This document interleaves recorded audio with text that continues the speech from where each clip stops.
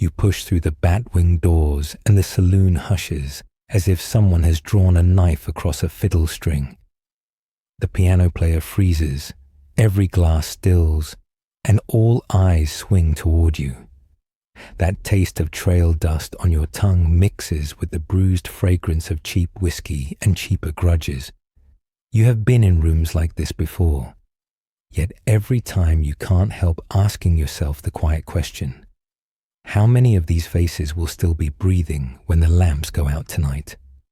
You step to the bar, order water so you can listen without fogged senses, and let the room resume its pulse. You hear the name that dragged you to this busted patch of Nevada, Black Falcon Mine, floating in small, worried fragments. A card dealer mentions men vanishing. A painted singer whispers about voices that echo up the shafts long after the cages stop rattling.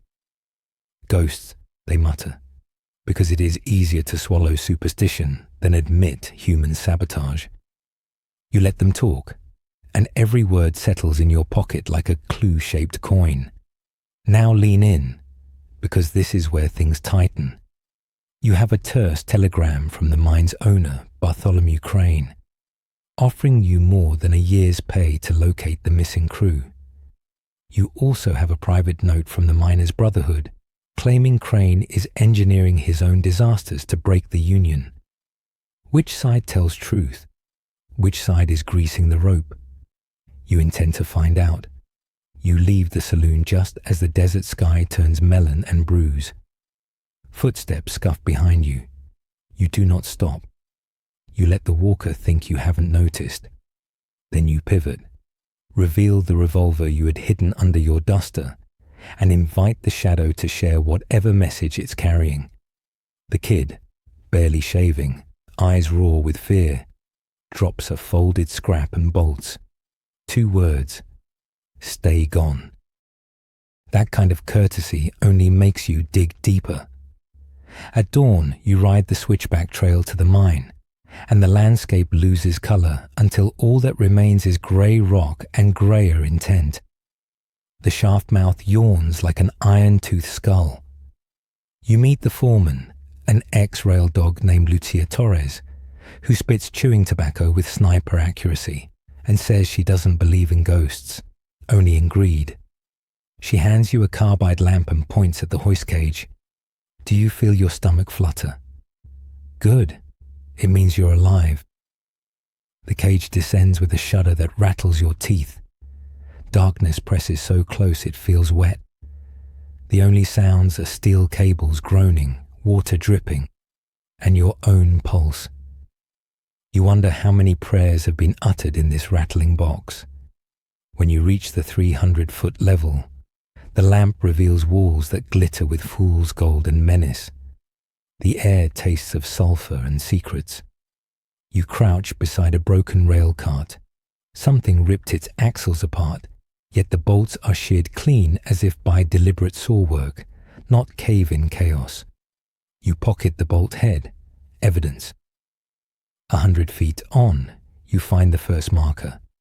A miner's helmet, lamp glass cracked, leather strap stiff with dried blood. No body, only a smear that disappears into a crawl, drift tight as a coffin lid. You mark the spot on your mental map and keep moving. Back topside, Crane waits on his porch with a cigar glowing like a fuse. He talks big about productivity losses, stockholder nerves, and how he needs this problem solved fast. You notice his clothes show no dust. He hasn't been underground in months. Does that strike you as odd for a man who claims the mine is his lifeblood? You file the thought. Evening drags its brittle wind through town. You sit on the boarding house steps sharing coffee with Matthew Pike, head of the Brotherhood. He has hands like rawhide and eyes that will not dodge yours. He says 7 men are missing. He says management blames spirits, so it never has to fix rotten timbers. You ask if he, or any of his, has reason to torch equipment. He bristles, but you hold the stare. Finally, he admits there's one wildcat, a powder monkey named Jonas Reed, who talks about settling scores using dynamite. That gives you a name and a worry. So whose shadow follows you that night? You spot it slipping between wagons near the assay office. You spin, weapon ready, but this time the prowler steps into the moonlight.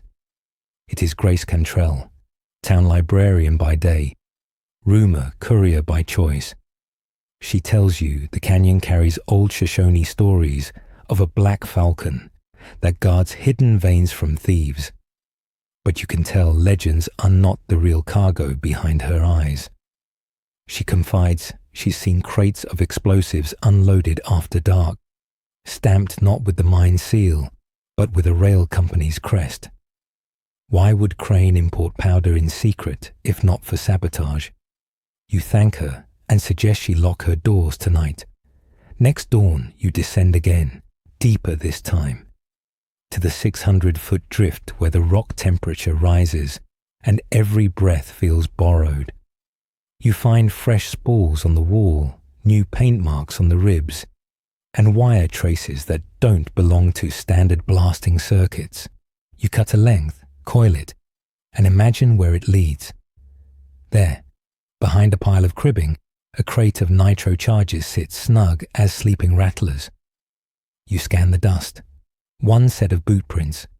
Narrow, light. They point toward a sump ladder, not the cage. Someone nimble has been climbing shafts like a spider. Back on the surface, you collect motives like chips at a poker table. Crane wants union power broken. Pike wants safety reforms the company refuses. Jonas Reed craves havoc for reasons yet unseen. And hovering over every conversation is the Blackwing story of ghosts that howl in the drift. You ask yourself, who gains by fanning that legend? Midnight. You wait near the hoist house, lamp doused. A figure slips inside carrying a satchel. You recognize the slouch, the twitchy glance. Jonas Reed. You tail him down the main ladderway because he bypasses the hoist. Classic sign of covert intent. 2 levels below, he pulls wire from the satchel, starts setting charges along a timber set already bowed from stress. You whisper his name. He whirls, panic wide as the tunnel, and the satchel drops. Nitroglycerin vials clink like glass teeth. You talk soft. Ask him who he's working for. He spits that he's tired of Crane's lies, tired of brothers dying for pennies, and if a few tremors scare investors away, good. He thinks he's the only saboteur. But you know something he doesn't. The wire you found earlier isn't the same gauge. Someone else is playing a deeper game. Before you can cuff him, shots crack overhead. Rock chips rain like wasp stings. Jonas bolts into a side drift. You fire back at the muzzle flash you saw, a professional stance, not a rogue miner's. The shooter retreats up ladder. You drag Jonas to the cage, slap the hoist bell, and ride up hot. Topside you collide with Lucia Torres, revolver raised. She helped lay that ambush, you realize. You ask her why.